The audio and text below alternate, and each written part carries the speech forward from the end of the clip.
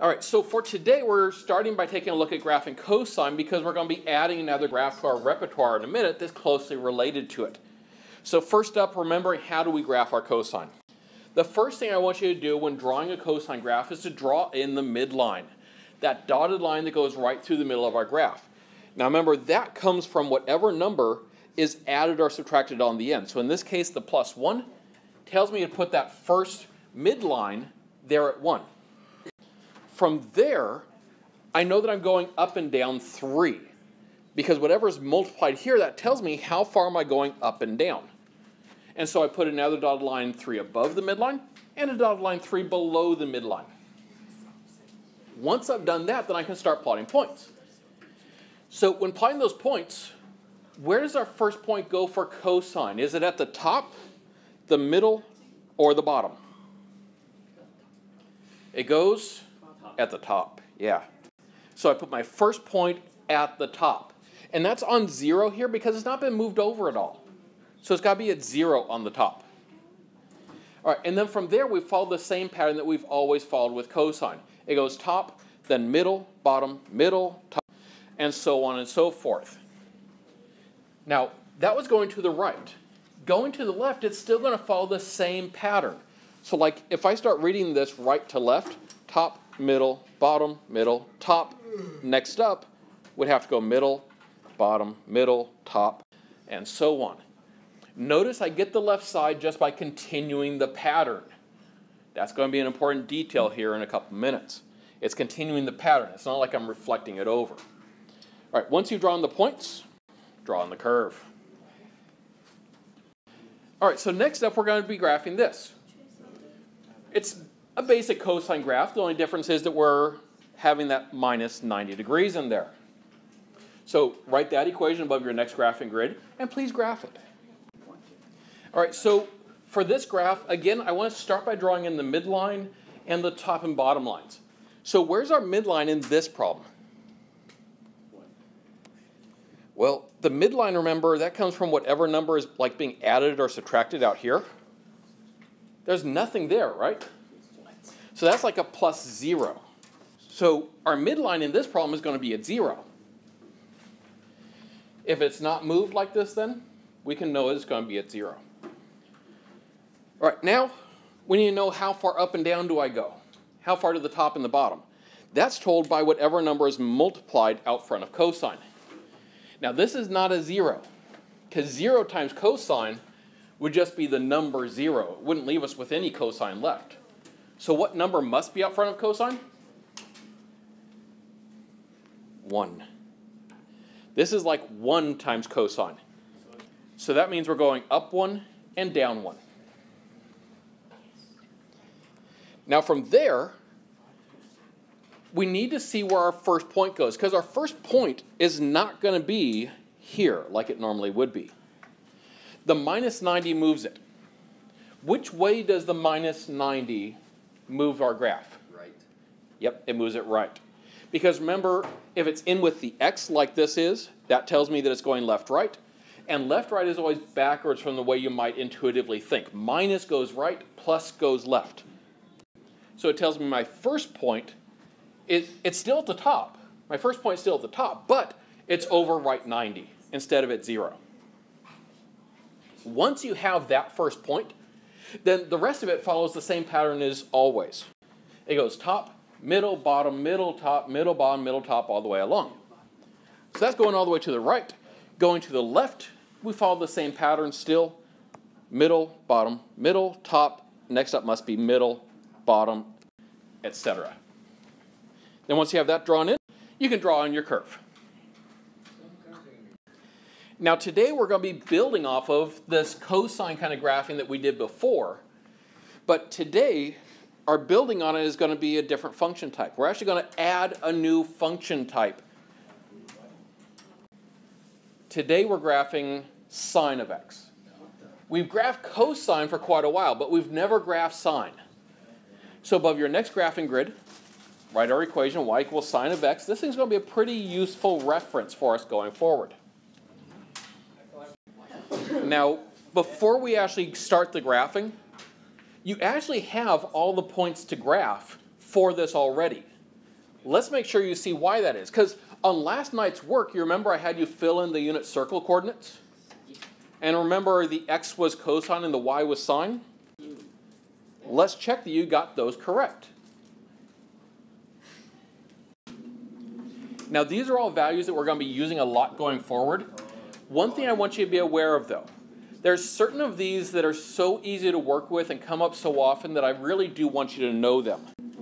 So going forward, I want you to start working on memorizing the values that are 0, 1, and 0.5, either positive or negative. Get to know those because if you know those, it allows you to do a lot of mental math along the way. And it makes you less reliant on the calculator and gives you better intuition about what's happening with some of these trigonometry problems as well. So all of those highlighted values up there are ones that you'll need to have memorized hopefully within maybe 2-3 days. Although you'll find most of them are fairly intuitive, they go pretty quick and getting to know them. All right, now we're going to use these values to go and make our graph of sine of x. Again, remember, sine is these y coordinates. So for all of these, for instance, the sine of 0 is 0. The sine of 30 is 0.5, and so on to go and get those points. So going back to our graph then, I'm just going to start plotting points. So I'm going to start at 0 here. What is sine of 0? 0, right? So I plot that point. So I go 0, 0. Now we could go and actually start plotting the 30 degrees and stuff like that as well. But I'm just going to focus at the moment on the 90-degree increments because that's how we graph cosine. So I'm going to start with the same kind of reference here. So let's go over to 90. What is the sine of 90 degrees? It is 1. Yep. I got that in my picture, right? So sine of 90 is 1. What's sine of 180? 0.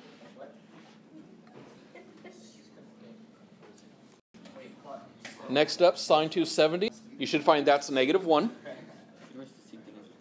And then sine of 360. Well, 360 means that you've gotten back to 0. So sine of 360 must be exactly the same as sine of 0. So that's going to be at 0. So that's now what's happening as we go to the right. But what happens as we go to the left? Well, as we go to the left, we're now dealing with negative angles. Basically, that means you're going the other way around the circle. So, for instance, negative 90 degrees. Instead of going clockwise around 90 degrees, instead of going counterclockwise around 90 degrees, go clockwise 90 degrees. Go down. You notice that drops you off at the same place as 270. Negative 90 is the same angle as 270 degrees. So, that's got to be negative 1. And yes, you notice it is the exact same pattern we were talking about with cosine. Top, middle, bottom, middle, top, middle, bottom, middle. The only difference here with sine is where it started. Cosine, remember, started at the top. So it was starting up here. Sine, though, you notice it didn't start at the top. It started on the middle, and it was going up from there. And so our graph ends up looking basically the same. In fact, this should look very familiar to you. This is the exact same graph, sine of x is, as the cosine of x minus 90 that we graphed previously. They are, in fact, the same graph. So sine and cosine are so closely related that all the same rules for cosine apply to sine. The only difference is just a matter of where you're starting the pattern. So as you take this down to your notes, notice a few little critical pieces of information here. First of all, the reminder that both graphs follow the exact same pattern. So they really are following that same middle, top, middle, bottom pattern. The only difference is where we start in that pattern. So cosine is always going to start at the top of the wave, and sine always starts on the midline. Now notice the little detail there, though, because from the midline you can either be going up or down. So sine starts at the midline and is increasing from there. So it's going to go middle and then top. And then how do we make the graph? Remember to always start by drawing in those dotted lines to represent the midline, the top line, and the bottom line. But it seems kind of silly and boring to keep talking in these fairly vague terms about how far up do we have to go to the top line and to the bottom line and all that stuff. There's actually some dedicated vocabulary that exists for this. And so I want to start speaking more technically and precisely about these matters. So we're also going to add this into our notes. What does the general equation of sine and cosine look like? And then definitions of midline, which I think you know intuitively, and amplitude, which is new. And then a couple little detailing notes about what it is you're taking into notes here. In this general equation, I happen to write it using sine. I could also have written the exact same equation and have it meant the exact same thing with cosine here instead of sine. They are the same thing, and all the rules are going to be the same as well. So whatever you multiply it by will always be the amplitude. Whatever you add or subtract on the end, that will always be the location of your midline. One other little detail here. Do you remember what the h does? Now, if you're not sure, you might want to add that into your notes as well. The h is the horizontal shift. In other words, it's how far we're shifting it left or right. But that's following the same rules as what we've done before, and it's not a special vocabulary term, but it could be worth noting if you just wanted that little extra reminder of it. So now let's apply it to this graph. We're now going to go ahead and graph sine with some transformations. So write down the equation first. Y equals 2 times sine of x minus 3. So for this one, the very first thing I want to do is I want to know where the midline is. So where is the midline in this particular problem? -3. It's at -3. Yeah. Now, a little tiny detail here for you. When we talk about the midline, I don't want to just say the midline is -3, because it is supposed to be a line. So I can get a little technical on you here. The midline is technically at y equals -3. That way we're actually showing that it's a line. So the first thing I'm going to do is draw that in. So drawing a dotted line, horizontal line, at -3. Now to know where the top and the bottom lines go, I need to know the amplitude. The amplitude, remember, comes from whatever that number is multiplied by sine or cosine. In this case, then, that is what? It is 2. So our amplitude is 2 here, meaning that from that first line that we drew, from that midline, I'm going to draw in a dotted line that is 2 above it and 2 below it. Now that I've drawn in those 3 dotted lines, which I always want to do first, I can start plotting points. Now my first point here, notice it's not been moved left or right at all, so my first point is going to be at 0. But where at 0? Should it be on the top, the middle, or the bottom? Middle. The middle, absolutely, because it is sine. Sine tells me to start in the middle. And then from the middle, where am I going? Am I going to the top, or am I going to the bottom? We're going to the top. Because remember, sine starts in the middle and is increasing. Now that I know that, all we got to do is just jump into our pattern like we know it. Because I just went middle, top. So then it's got to go middle, bottom, middle as we head to the right. As we go to fill in the left side, the one thing to remember is that we really are following the pattern. We are not reflecting it over. It's possible that when you're graphing cosine that you're just thinking of it as reflecting it across that starting point, and that would still get you the same graph when it comes to cosine. But really then we are continuing the pattern, because continuing the pattern is the idea that still works with sine as well. So middle, bottom, middle, top, middle, it's got to go to bottom next. And we just keep following that pattern as we go to the left. Notice when I connect those points, I get that nice pretty wave. If you were thinking about it slightly incorrectly and were thinking about it as that reflection instead of just continuing the pattern, you'd end up with a graph that looked correct on the right side, but then all of a sudden here in the middle, you'd have this weird little bounce up. It'd be an exception to the wave, and that should never happen. It should be the exact same wave, all the way across. Once you've written down the equation, I want to take this in bites here. So first thing I'd like you to do, identify where the midline and the amplitude are and draw in those 3 dotted lines.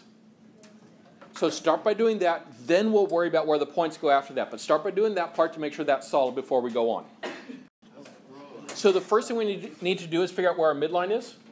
The midline is whatever number is being added or subtracted onto the end, so it's going to be at -1.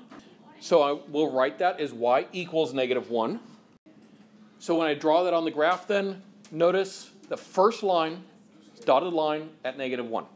From there, I need to know my amplitude. Amplitude is always the number that is being multiplied by the sine or cosine. So in this problem, my amplitude is 3, which means that my top and bottom lines have to be 3 above the midline and 3 below the midline. Now that I have that, I can go ahead and start worrying about making the graph. So make sure you got that part solid, and now I need to start thinking about where do I put my first point. So the plus 270 changes where the first point goes. It's no longer going to be here. Which way does the plus 270 move it, left or right? Yeah, it is left. Because left and right's that annoying one where plus goes left and minus goes right. So my first point then, it is at left 270. And it's signed, so it's starting on the midline. Once you have that point plotted, you should be able to plot the rest of the points. So go ahead and finish the graph from there.